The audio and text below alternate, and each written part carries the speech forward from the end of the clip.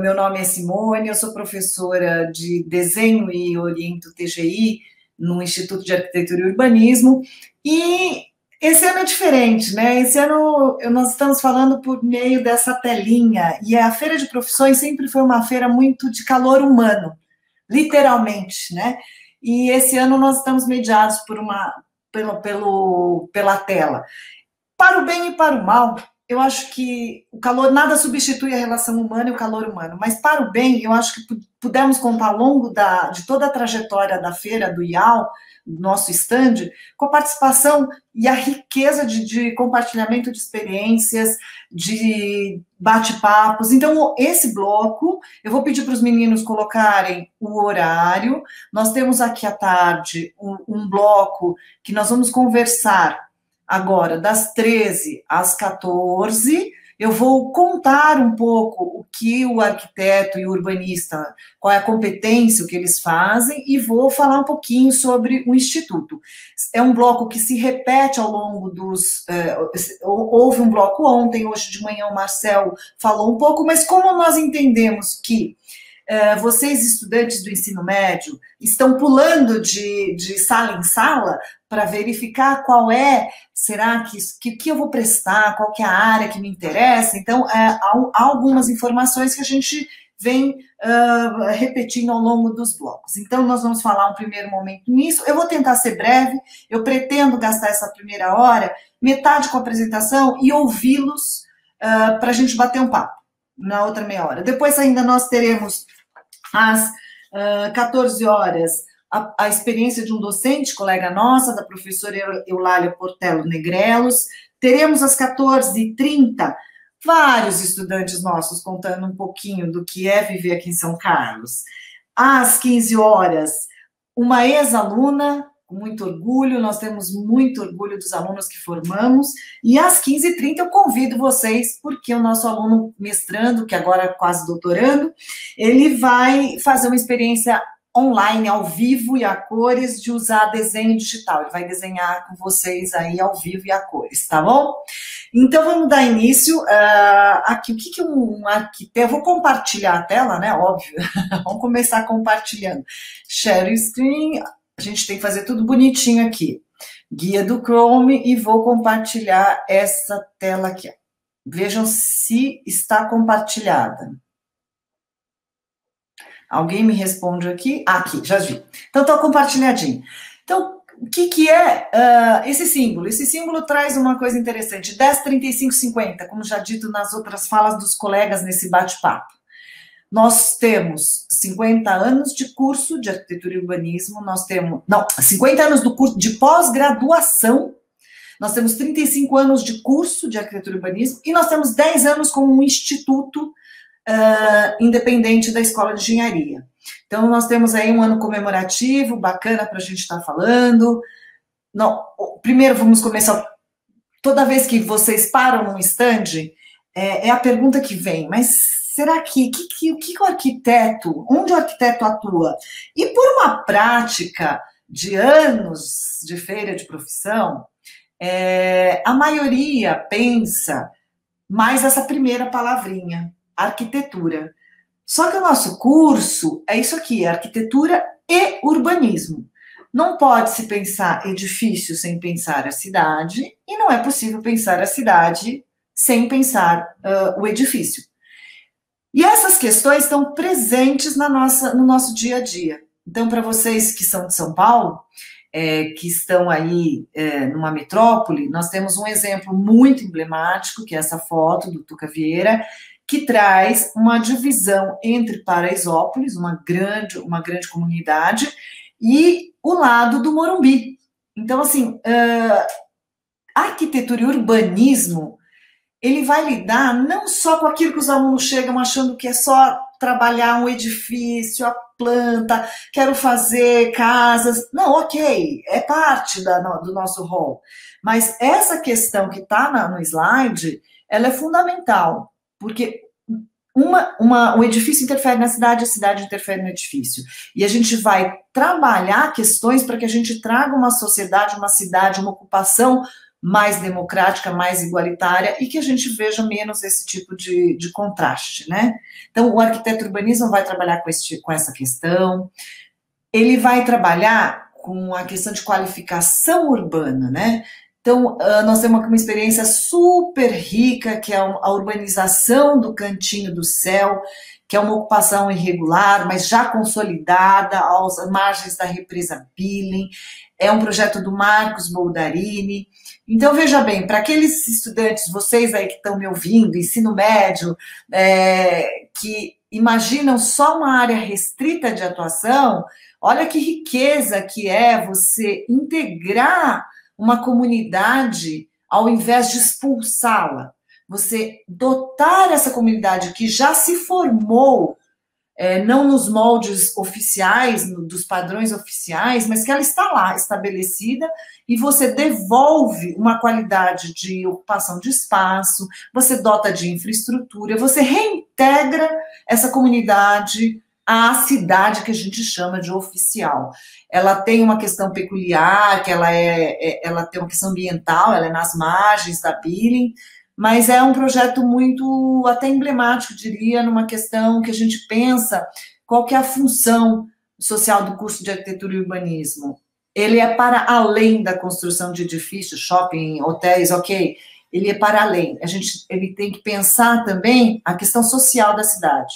Então, essa é um slide que a gente traz para discutir essa outra atuação que vocês, alunos, toda vez que me chegam lá no stand, quando é pessoal, ficam um pouco até assustados, que esse âmbito social, esse âmbito histórico, esse âmbito mais teórico, é uma parte que vocês não têm tanto essa informação de primeira quando vão procurar o nosso stand lá na feira física. E hoje estamos aqui com a oportunidade de, uma vez que é online, passar alguns slides para vocês, algumas experiências importantes, alguns arquitetos renomados.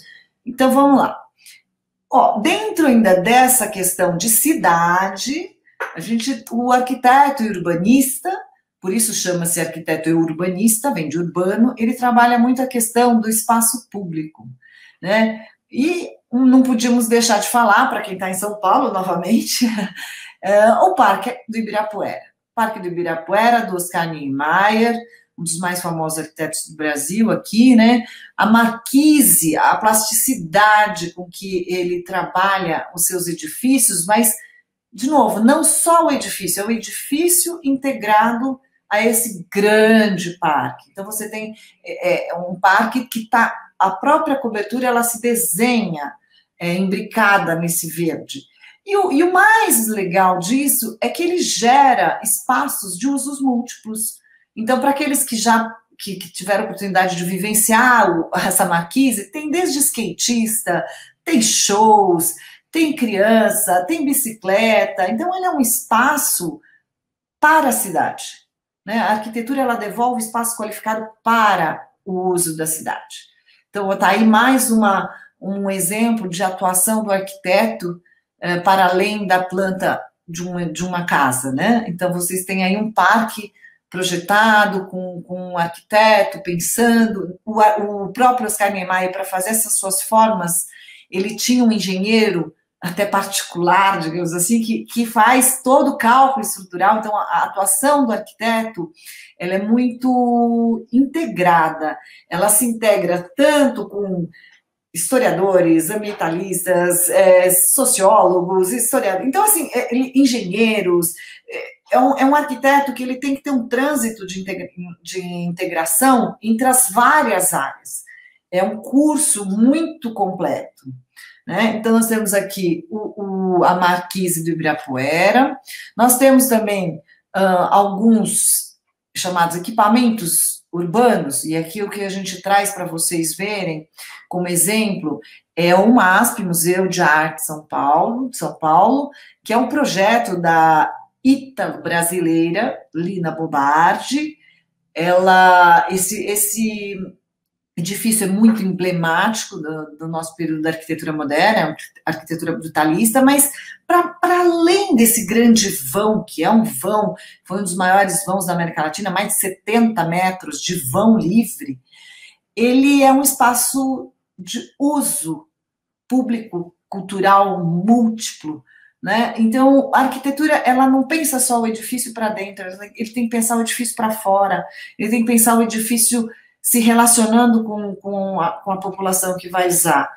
E esse edifício está localizado na cota da Avenida Paulista, é uma cota alta, ela tem uma vista maravilhosa, lá tem a 9 de julho passando ali. Então, qual que era a intenção do projeto? Era livrar esse térreo como uma grande praça, como um grande espaço de encontro. Ela está suspensa, esse grande bloco, acontece em algumas áreas de museu e restaurante no subsolo, mas durante o domingo, né, nas últimas gestões, a rua da Avenida Paulista se fecha. Então é muito bonito ver um edifício participando, né? O arquiteto, por meio da sua obra, ele participa da vida do domingo na Avenida Paulista. E a Avenida Paulista, aqui nesse slide mais abaixo, do lado direito, ele é palco de manifestação, ele é palco de cultura. A Avenida Paulista, ela tem desde shows, ela tem os hip hop, ela tem os grupos que se reúnem ao longo da Avenida Paulista. Então, esse grande vão, ele também é encontro, ele é pulsante, né? E do lado de dentro, a Lina Bobardi, né, ela foge aos padrões da exposição convencional de colocar os quadros, como vocês olham na imagem. Os quadros não são colocados na parede, eles são feitos numa peça projetada pela própria Lina Bobardi. Então, olha, mais uma atuação do arquiteto. Ele também trabalha muito com a questão do design, do mobiliário, integrado à concepção do edifício. Esse suporte desses quadros é um bloco de concreto, ele tem uma peça de vidro, e o quadro você enxerga as duas faces, né, do quadro, e você percorre, é uma outra percepção de passeio por entre esses quadros. Aqui embaixo é um desenho da Lina Bobardi. Esqueci de dizer que aos que virão ao nosso instituto, serei sua professora de desenho. Desenho livre, que é um desenho como esse, é um desenho de concepção, é um desenho de criação, é um croquis, né? Não estamos tão preocupados com o desenho de belas artes, aquele desenho perfeito, realista, mas aí nós vamos conversar lá no ano que vem. Quando vocês vierem para o IAL, a gente conversa. Aqui nós temos mais um exemplo de um outro arquiteto bastante reconhecido, ganhou o prêmio Pritzker da arquitetura. É um arquiteto que... O Pritzker é um prêmio como se fosse o nosso Oscar. E nós tivemos a grande oportunidade de ter uma obra inaugurada por ele, que é o Sesc 24 de Maio, que é uma releitura de um edifício que era um edifício comercial no centro de São Paulo, e ele inverte toda uma lógica, ele leva o acesso público dinâmico para a cobertura. A piscina é na cobertura, ela não é no subsolo, como geralmente se faz, ela é na cobertura. Ele tem rampas que você pode percorrer o edifício e, ao mesmo tempo, ter uma visualidade do que acontece nas várias saletas.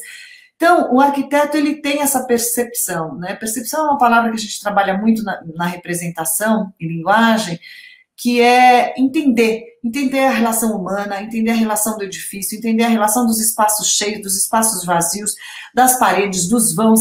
Então, essa percepção, essa cognição, essa compreensão que nós temos do espaço, da relação com o nosso corpo, ela é muito importante para a profissão do arquiteto.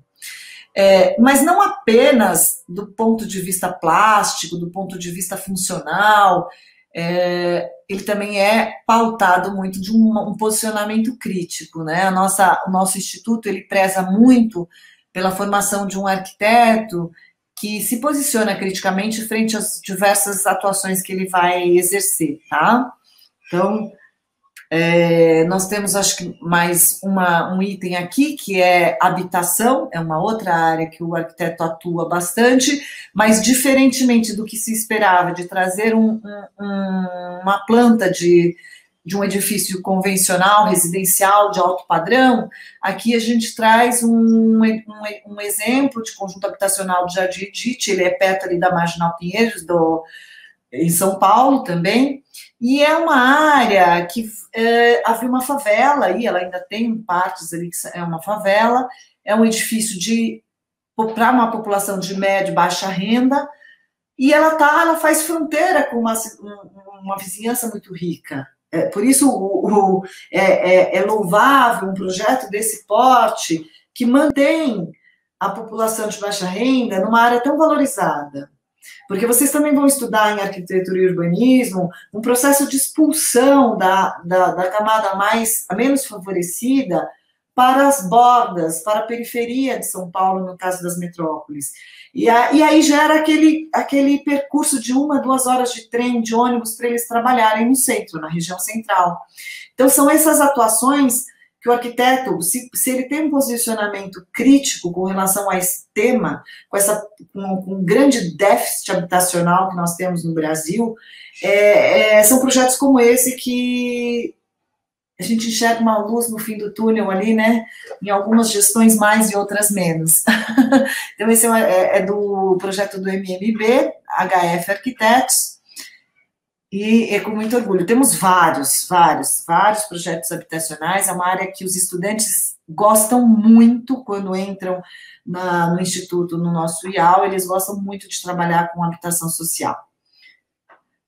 Não podíamos deixar de falar também na questão de patrimônio. Essa palavra é muito curtinha, essa palavra ela já foi patrimônio histórico, arquitetônico, patrimônio material, patrimônio imaterial, mas hoje eu gosto de falar patrimônio cultural. Por quê? Porque aqui nós temos o Sesc Pompeia, de novo um outro projeto da nossa querida Lina, e ele é feito num antigo galpão de uma fábrica ali em São Paulo também, projeto em São Paulo, no bairro Pompeia, e se aproveita, né, de uma estrutura fabril, com essas coberturas, com esses lanternis, com essa iluminação, para fazer um projeto cultural. Ele tem biblioteca, restaurante, área de show, leitura, cursos. Então, ele é um centro cultural, e aí é que vem a tal da questão patrimonial, né? Hoje eu acredito que ele não é só um importante edifício de patrimônio histórico, ele é um patrimônio cultural pela própria cultura que ele já está imbricado, aí já existe uma cultura nesse bairro, um uso específico, né? Já existe uma comunidade que usufrui, então você gera um diálogo entre o Sesc e o bairro, entre o Sesc e a cidade. Então, é mais uma área. Tem também os patrimônios históricos, aí são as obras historicamente reconhecidas e que a gente deve preservar como memória de um período, memória de uma intervenção. Então, assim, a questão patrimonial também é uma outra área que os arquitetos atuam bastante. De manhã, vamos voltar. De manhã vocês tiveram, deixa eu controlar, de manhã vocês tiveram a presença da professora Luciana Schenck, aqui nós trouxemos Parque Ibirapuera, ok, mas temos aí a atuação do paisagista. No nosso curso, o paisagista está dentro da grande área de arquitetura e urbanismo, ele vai trabalhar junto, então, com a questão da cidade, e olha, poderíamos dizer que tem, na fala do professor Fábio, que é o nosso presidente de comissão de graduação, ele também até vai levantar que o arquiteto pode trabalhar como fotógrafo, cenógrafo. Nós tivemos o Daniel Pasqualin, premiado, escultor, premiado, com obras maravilhosas. Eu também fui presenteada com uma obra do Pasqualin. Então, assim, é um hall muito grande, como disse a Amanda, é um leque muito grande. Então, vamos lá. Aqui tem a programação, vou pular, mas nós vamos falar aqui. Então, o que é o curso? Porque depois eu vou entrar nas questões específicas, eu estou controlando, é 1h20, pretendo deixar uns 20 minutos aí para a gente bater papo mesmo. Curso de arquitetura e urbanismo. Tá. Mas é óbvio que o curso é de arquitetura e urbanismo. Não é óbvio. Na Universidade do Porto, o curso para aqui no nome na metade. É um curso de arquitetura, uma faculdade de arquitetura. Então, em algumas instituições, a ênfase é dada mais para a parte do edifício, do projeto, não que não tenha uma relação com a cidade, impossível. Mas aqui nós temos esses dois nominhos que caminham juntos, né? A arquitetura caminhando junto com o urbanismo, que é mais ou menos o edifício caminhando junto com a cidade. Essa é uma foto aérea feita por um drone do professor Marcel. A gente tem aqui esse triângulo, que é o nosso famoso postão, é onde os alunos se reúnem, é onde a gente tem as nossas assembleias, é onde a gente tem alguns shows, é um espaço muito informal, muito gostoso. Nós temos ateliês, nós temos ateliês de trabalho, nós temos curso de pós-graduação à esquerda, são as salas de pós-graduação. Ele foi criado em 2010, porque ele era da engenharia, fazia parte da Escola de Engenharia de São Carlos, e em 2010 ele passa a ser maioridade, atinge maioridade, né? Aqui nós temos a identidade do curso. Como a gente falou, o curso, existem vários cursos no Brasil, todos eles com seus méritos, mas porém com suas especificidades. E uma das nossas grandes especificidades é trabalhar essa questão crítica, né, propositiva. Nós vamos trabalhar com temas que vão, então, da arquitetura, urbanismo, processo de urbanização, mas sempre com uma abordagem crítica e propositiva, né, nesses processos.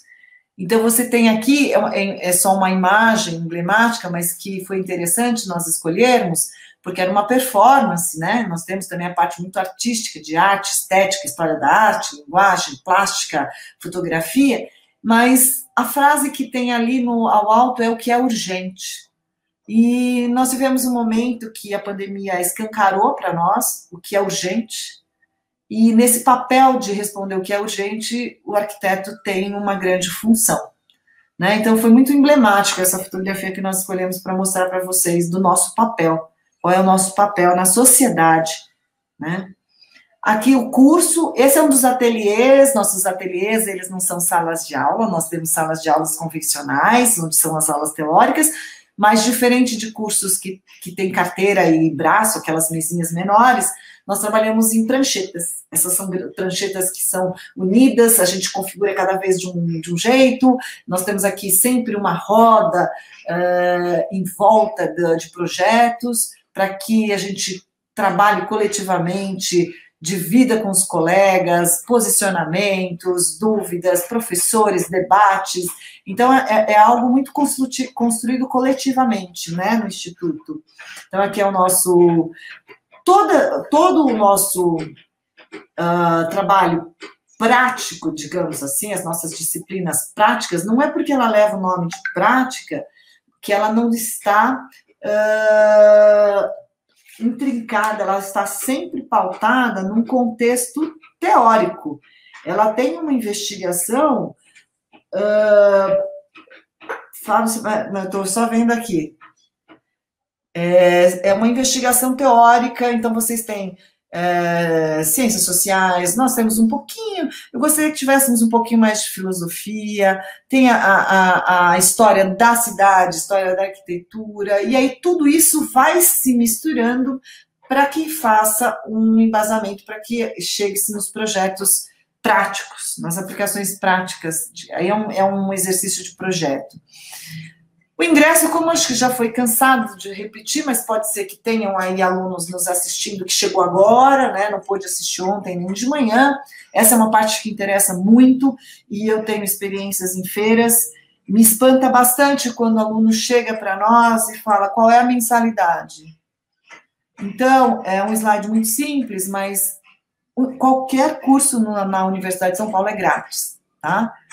Parece bobagem, mas é algo que a gente tem que frisar. É um curso de excelência, é um curso gratuito e de qualidade, tá? Então, ele não se paga nada, tem o ingresso pela FUVEST e pelo SISU-ENEM.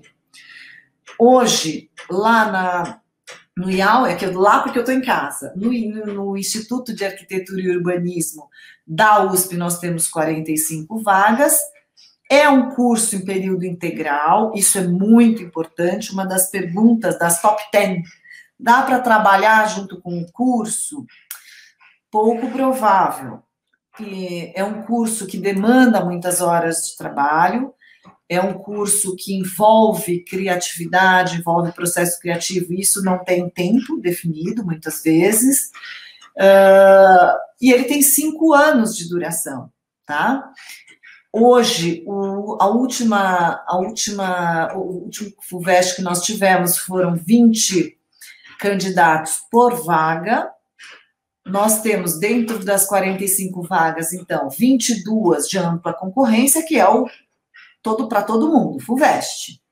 14 vagas para alunos provenientes de escolas públicas, aí alguém já estaria levantando a mão ali na feira, no estande. Pode ser só o último ano do colegial do ensino médio? Não. Ele tem toda uma regra, né? E até onde eu estou informada, você tem que ter cursado os 3 anos do ensino médio completo numa escola pública. E nós temos 9 vagas reservadas para os que nós chamamos de PPI, que são pretos, pardos e indígenas. Isso é um grande avanço, isso a gente chama de cotas, ele é um grande avanço, é uma conquista, né, do nosso curso. A gente valoriza muito a entrada e o ingresso dessa diversidade, e não temos a menor diferença entre quem entra por um sistema e outro, tá? Eles são todos são absolutamente competentes para tal. Alguns vão me parar para perguntar, então aqui eu vou fazer uma pausa. Por quê? Eu estou falando IAL-USP, estou falando Instituto de Arquitetura e Urbanismo da USP. Alguém vai levantar a mão na plateia? Eu não enxergo aqui o chat, mas normalmente aqui tem uma pergunta. Mas e a FAU-USP? Você está falando IAL-USP. A FAU-USP é uma faculdade de arquitetura e urbanismo da USP. Ué, mas as duas são USP? As duas são USP. Eu sou formada pela FAU-USP, fiz mestrado, doutorado na FAU-USP, em São Paulo, no edifício do Vila Nova Artigas. Lá, aqui em São Carlos, é o Instituto de Arquitetura e Urbanismo, onde eu leciono. Eu tive a grande felicidade de fazer parte da universidade onde eu me formei, que é a USP. Então, qual a diferença? Existe diferença de escala. A FAU é uma escola para 150 alunos, o IAL é uma escola para 45 alunos por ano. Então, você tem mais professores, em São Paulo você tem menos. Os alunos que vão falar hoje à tarde vão falar dos encantos da cidade média. Então, São Carlos é uma cidade média, é uma cidade gostosa de se viver. Então, tem prós e contras, né? A gente não está aqui para vender nada, a gente está aqui para tirar dúvidas. E aí você tem, mas o que é faculdade, escola e instituto? Um é mais, outro é menos. São sinônimos.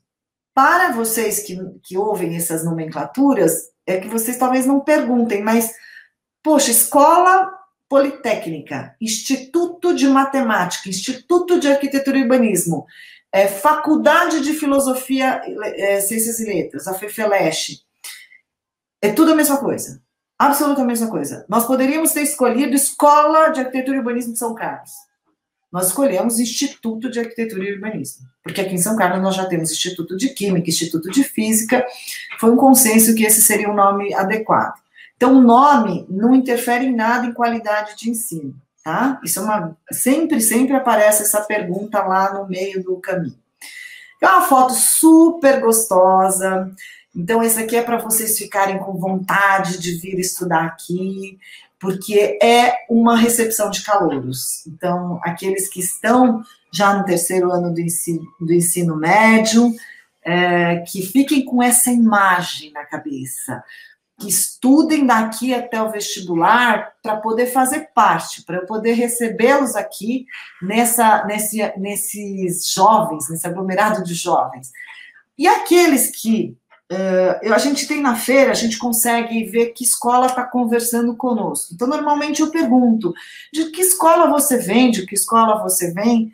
E temos um grande público de escolas públicas. E eu olho nos olhinhos de alguns e vejo, assim, um descrédito. E eu acho que é aí que eu pego esse slide.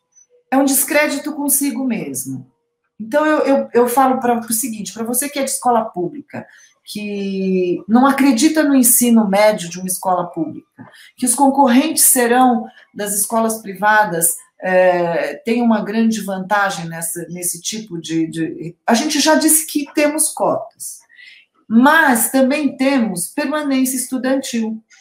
Nós temos a USP, como um todo, isso não é só o IAL, ela fornece alojamento para aqueles que não têm condições comprovadas, alimentação, o bandejão que nós temos aqui no campus e na São Paulo, em todos os campos, hoje, se não me falha a memória, um almoço custa R$ 2 para o estudante, para todos os estudantes. Arroz, feijão, verdura, salada e uma fruta. Só que isso é subsidiado. Então, essa é uma fala que eu gosto muito de esclarecer, porque isso é subsidiado pelo ICMS da população como um todo do estado de São Paulo. Então, a função social de alguém que se forma numa universidade pública é devolver, seja o conhecimento, seja uma atuação, é devolver para a sociedade, é devolver algo para a sociedade. Nós, arquitetos e urbanistas, devolvemos qualidade de espaço, devolvemos habitação social, porque todos vocês contribuem para o pagamento do meu salário, para manter essa permanência estudantil. Nós temos bolsa de estudos, em atividades de monitoria, bolsas de iniciação científica, deve estar girando em torno, uma bolsa que é de auxílio aos estudantes de menor renda, em torno de 4.000 bolsas, falando USP, os 5, 6 campos, USP como um todo, temos mais de 4.000 bolsas anuais para os estudantes, bolsas de iniciação científica, FAPESP financia muita pesquisa na Universidade de São Paulo, no Instituto de Arquitetura e Urbanismo temos várias pesquisas financiadas pela FAPESP, e aí, então, aqui é o convite para que vocês não interponham uma questão econômica como uma barreira, tá? Fica aí o meu convite para a gente conversar. Mas falando do curso propriamente dito, eu já falei um pouquinho da atuação do arquiteto, o nosso curso, diferente do curso de São Paulo, da FAUSP, onde eu me formei, aqui nós temos 4 áreas, né? Na FAO, nós temos 3 departamentos, nós temos projeto, tecnologia, teoria e história, lá só são os 3, aqui nós temos 4 que não chamamos de departamento, nós chamamos de áreas, que é projeto. Então, aqui à direita, no canto inferior, nós temos um projeto de conclusão de curso de um dos alunos nosso.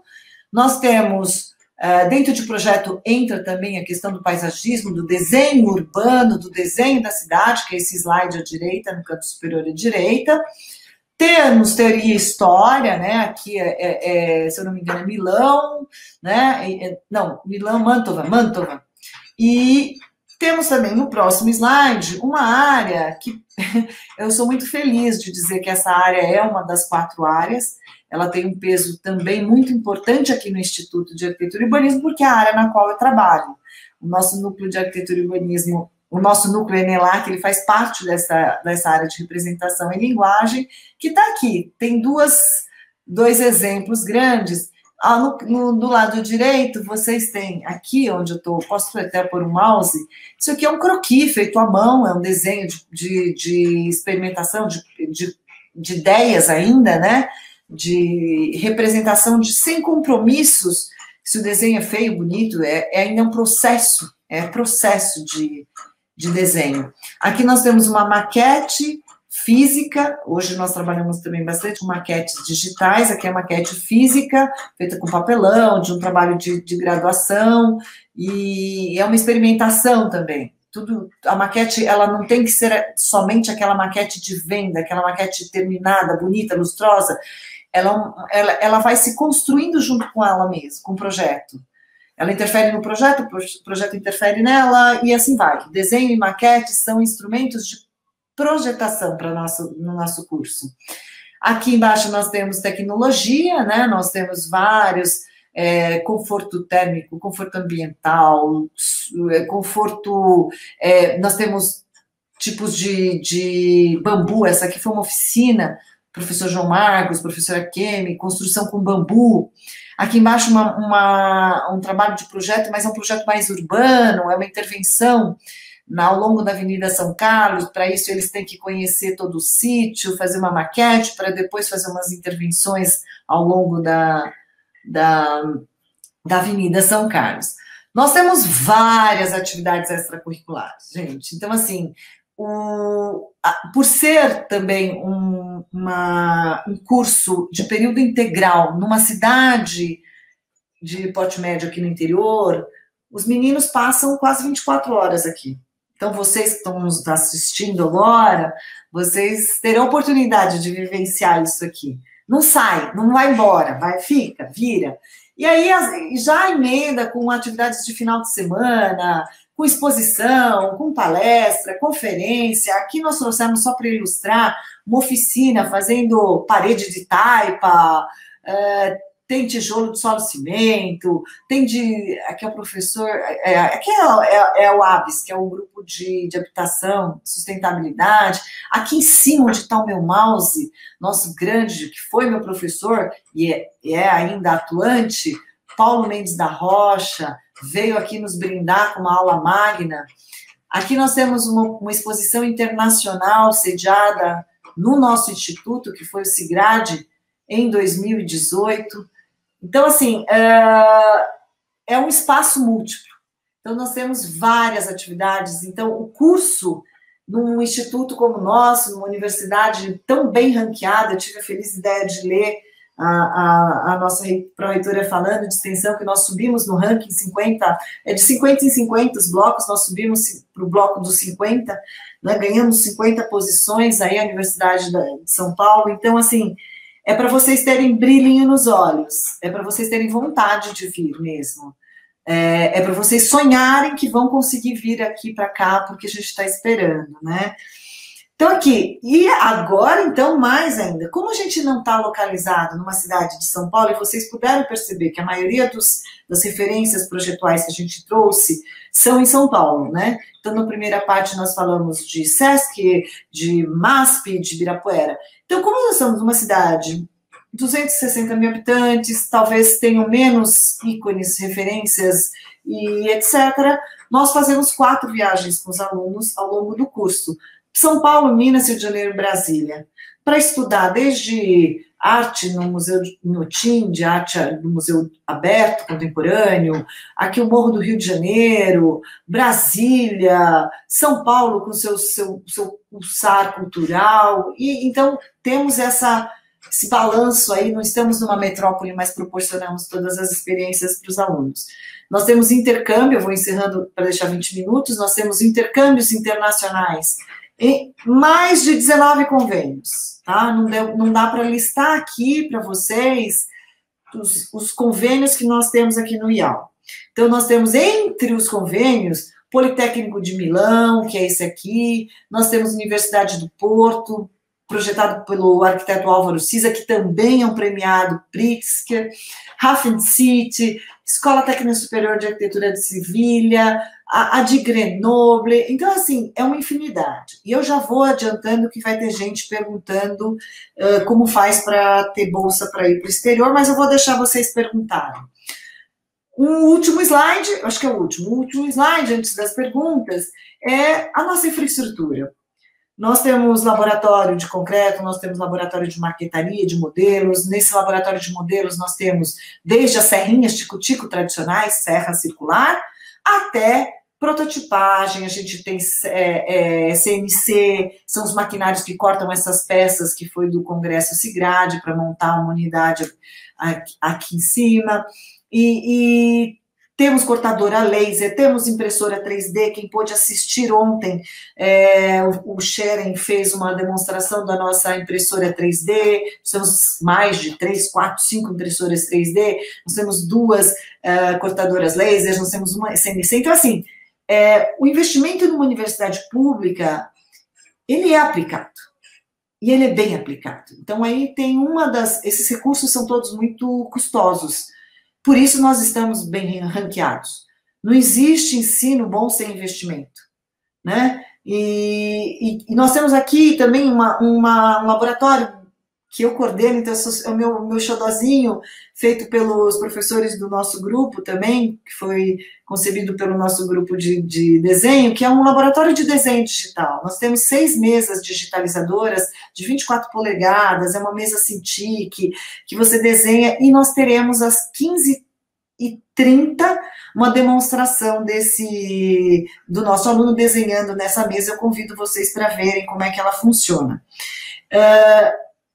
Antes, então, de passar para o próximo horário, eu tenho 20 minutos, deixa eu só falar uma última questão, antes de abrir para as perguntas, que acabei de falar numa questão de custo, né? Vocês não pagam, mas tem um custo. A Universidade de São Paulo tem um custo. Ela tem um custo para proporcionar um melhor ensino. Tem um custo para...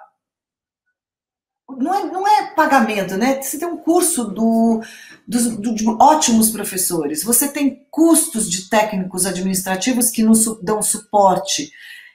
Então, assim como o Davi ontem pediu para vocês, novos estudantes que estão nos ouvindo, discutam com seus pares. Discutam a PL 529 que está em discussão agora. Pensem nesse corte que a gente vem sofrendo nas universidades públicas,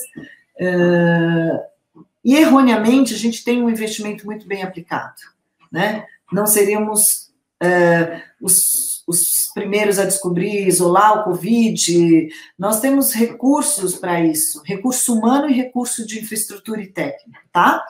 Eu vou pedir agora para os meninos para me colocar, porque eu não tenho o chat, eu não tive o chat. Agora, se eu parar de compartilhar, stop screen, cadê? Share. Eu consigo ver o chat? Alguém me coloca as perguntas, porque senão eu vou falando aqui. Penso, mas não é que eu vou conseguir. Legal, vamos lá, ó. Não é que eu vá conseguir por motivo de fazer a FAUS, porém gostaria de fazer algo à noite, tá? De fato. Então, assim, ó, super boa a sua pergunta. É uma das perguntas também que aparece bastante para nós. Tanto na FAUSP quanto no IAUSP, o curso é diurno, tem aulas de manhã e tem aulas à tarde. Então, empregos formais não é possível ser feito. Só lá pelo 4º ano, 5º ano, que vocês têm uma janela e conseguem fazer, mas vão fazer os estágios que são obrigatórios dentro da nossa grade curricular, tá? Existem cursos noturnos. É uma opção, né? Eu acho que a gente não está dizendo, olha, venha fazer isso é o melhor para a sua vida. Eu acho que cada um tem o contexto da sua vida pessoal e vai fazer a escolha da universidade que pretende.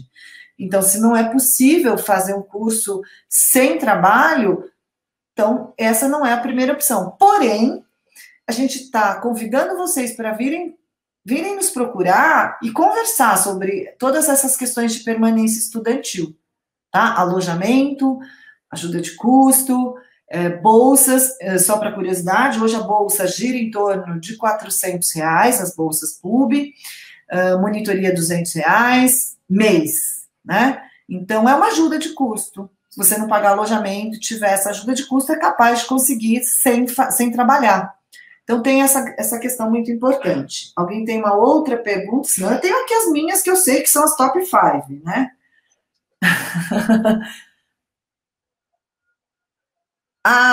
Super legal. Ó, só ele está participando. Eu não sei, eu não consigo ver. Ai, que pena, eu não consigo ver. Eu vou deixar aqui eu não consigo ver quantas pessoas a gente tem, né? Se a gente tem bastante ou não. Vou deixar aqui com o nome do IAU aqui, que é bonitinho. A USP tem um sistema que é o seguinte: você faz a graduação em qualquer curso. Você pode fazer uma graduação em engenharia, você faz uma graduação em história e você pode escolher fazer na USP um mestrado, um doutorado em outra área. Você não precisa estar atrelado ao curso de graduação que você fez. Óbvio que dentro de uma lógica, né, de processo de pensamento, de produção, né? Não vou fazer medicina, depois eu vou fazer. Não. Então, a gente tem muitos que são historiadores. Ontem um professor, Luciano, ele não é arquiteto, né? Então, e ele dá aula no curso de arquitetura. A gente tem historiador, a Luciana Schenck, ela foi fazer mestrado em filosofia também, além do mestrado, né, na arquitetura. Então, a gente pode estar trocando de áreas no curso de pós-graduação. O ideal é que vocês mantenham uma linha que vocês gostem, né, que vocês tenham já desenvolvido, mas que tenha uma ênfase, uma interface com uma outra área vizinha, que aí vocês podem estar fazendo numa outra área. Mais alguma? Processo de bolsa para intercâmbio. Clara é assim, ó, a gente tem, por ano, a gente tem um processo interno que a gente permite um número X de alunos por sala para ir para o exterior, porque senão todo mundo vai, né? Não pode todo mundo ir, a gente não tem curso aqui em São Paulo, né? Em São Carlos. Então, existe um processo interno que a gente escolhe. Só que, além disso, cada universidade dessas 19 convênios, eles nos dão 2 vagas por instituto, normalmente. Então, o Politécnico de Milão nos dá 2 vagas, por quê? No exterior, a universidade, ela é pública, mas não totalmente gratuita. Parece que a gente fala que nós defendemos o ensino na USP, que é uma instituição pública, um ensino público, gratuito e de qualidade. Ué, mas não, público não é gratuito? Não é. Lá na Universidade do Porto é pública a universidade, mas ela não é totalmente gratuita. Você paga uma mensalidade no início do curso, no início do ano. Aqui você não paga nada, entendeu? É público e gratuito. Então, essas vagas no exterior, eles nos fornecem, sendo que a pessoa não vai pagar nada, nem essa mensalidade. Então, parte do pressuposto que você vai para lá e lá você não vai ser cobrado em nada. Como funcionam as bolsas? Vamos discutir o PL, né? 529. Porque quanto mais a universidade for estrangulada em termos de financiamento, as FAPESP for estrangulada, a FAPESP é uma das agências de fomento que mais incentiva a pesquisa no Brasil. Se ela não tiver condições de bancar uma pesquisa, um bolsista, mandar para o exterior, para ele trazer a tecnologia, se aprimorar, trocar ideias com seus pares, experimento no exterior e voltar, nós vamos ficar para trás, né? Então, a bolsa, ela não é muito farta. Normalmente, nós temos de 10 a 12 alunos que saem por ano do nosso instituto, somando todos os anos. E nós temos de 4 a 6 bolsas. Então, mas como é que eu vou viajar? Bom, aí, os que não forem contemplados por bolsa, para um ano, eles vão por conta própria. Às vezes, a pessoa tem alguém que ajude a bancar a ida. Então, nós estamos mais ou menos nesse patamar, né, de bolsa. O que mais? Ó, intercâmbio e bolsa era uma das top 5 que está aqui na minha listinha. Gostaria de saber mais sobre dupla formação. Você poderia, como é o processo para fazê-la? Talvez eu não seja a melhor pessoa, mas vamos lá. A dupla formação, como foi dito ontem, Carol, você faz algumas matérias aqui na arquitetura e você faz algumas matérias na engenharia. Você não sai arquiteto e engenheiro até onde me falaram ontem, né? Você tem ênfase em, né? Você sai com um diploma de arquiteto com ênfase em engenharia civil, né? Acho que essa é a palavra.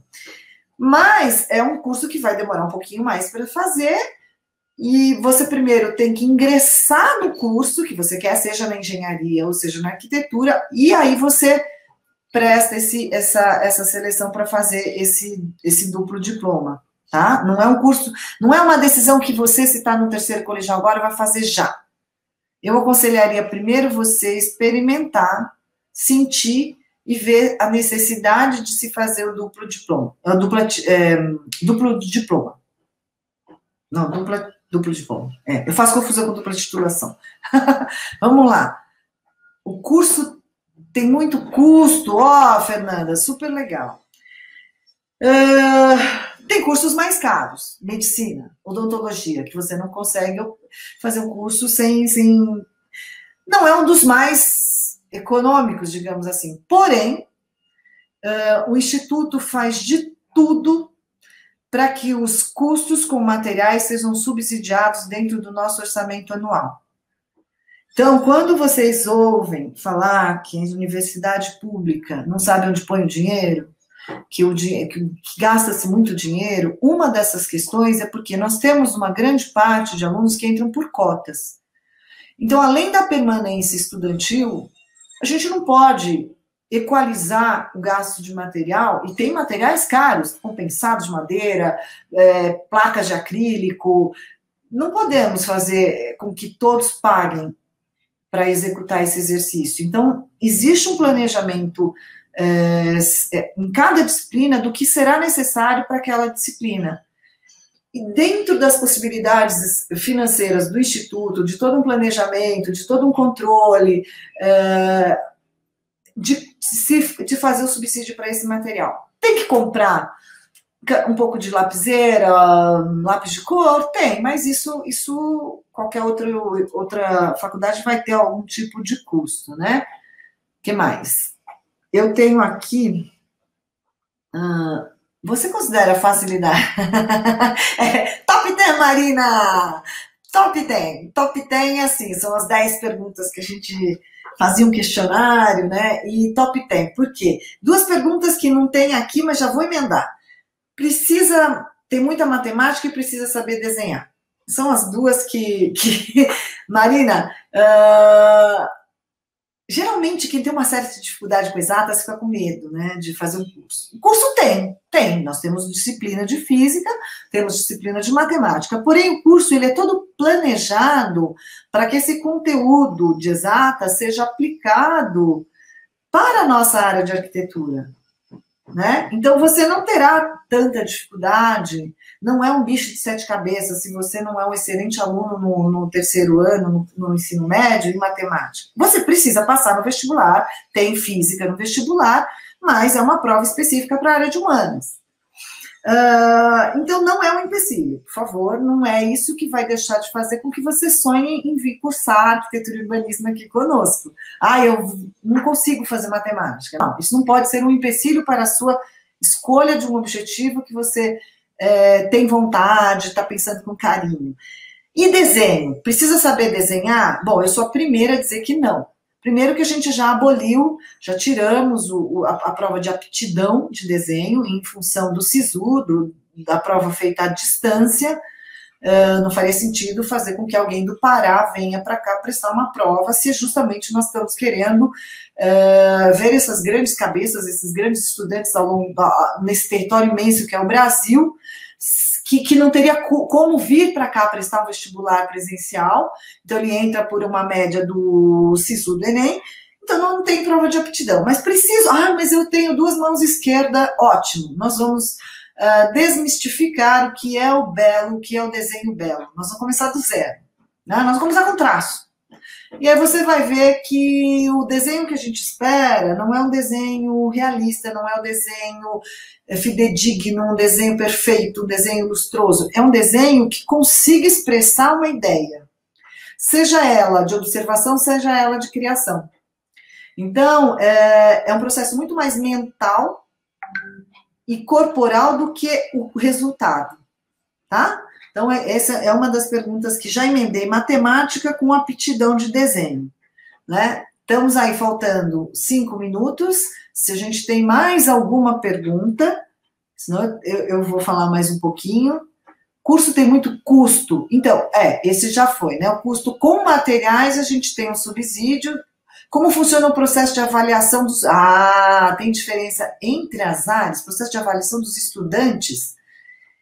Tem diferença entre as áreas? Eu não entendi qual a diferença que você está perguntando, Beatriz. Como funciona o processo de avaliação do curso? Temos. Não sei se é isso que eu vou te responder, porque como presencialmente a gente estaria ali batendo um papo gostoso, eu adoro esse calor humano, a gente lá na feira, aquele calor infernal, o ventilador não dando conta, e hoje eu aqui no meu quarto, gostoso, conversando sem poder te ver. Mas vamos lá.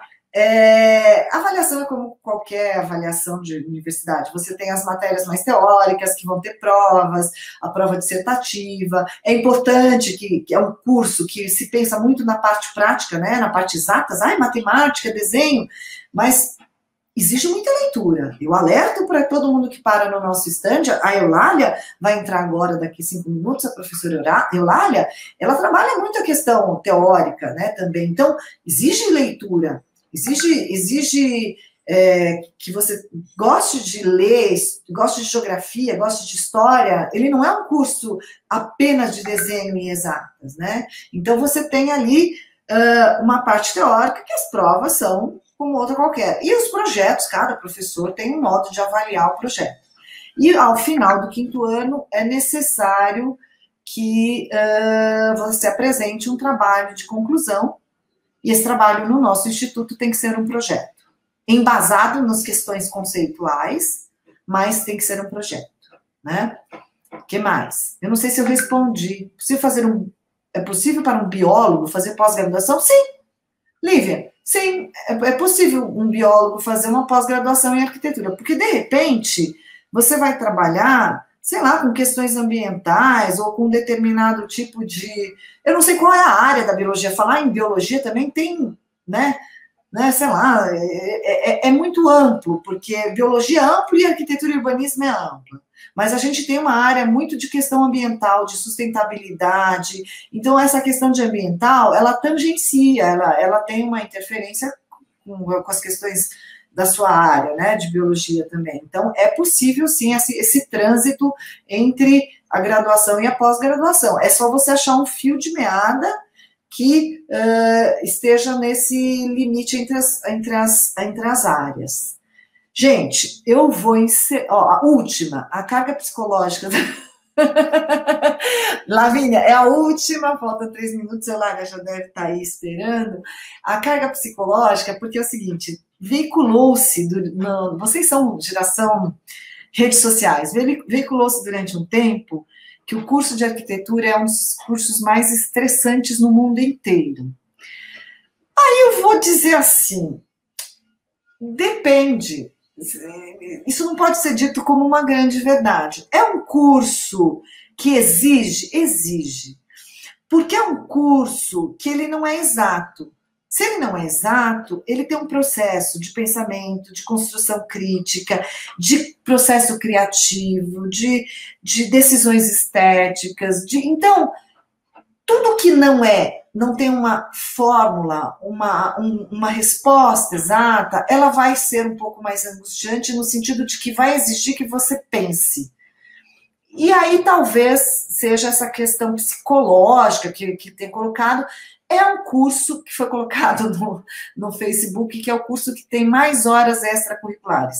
Durante essa pandemia, não, mas vocês vão conversar com os alunos, eu não posso mentir, existe uma carga grande de projeto, de trabalhos, porque são trabalhos práticos, manuais, maquete, plástica, desenho, e que, por mais que a gente tenha um plano que a pessoa vai executar nesse tempo, alguns não conseguem executar no tempo programado do curso.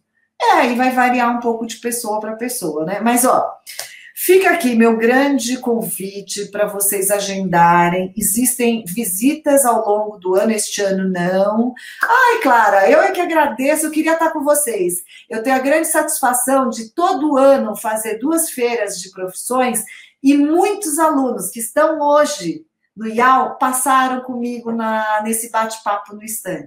Espero ter você conosco no ano que vem, Clara. Mas assim, então fica o convite que para o ano que vem, peça para o professor da sua escola agendar durante o período. Nós temos 2 visitas ao instituto aqui, é só agendar, a gente divulga. E vocês poderão vir conhecer, porque uma coisa é eu falar, muito mais agora que eu não estou podendo ver olhinho no olho, eu gosto de ver o brilho quando vocês querem muito, e a gente não está podendo fazer isso, porque eu tenho uma tela aqui na minha frente e não estou nem podendo ver vocês, ok? Mas vocês podem vir visitar, aí vocês vão ver o laboratório, vão ver como é que é a dinâmica de estudo, os ateliês, ok? Beijo para vocês, eu estou esperando vocês aqui.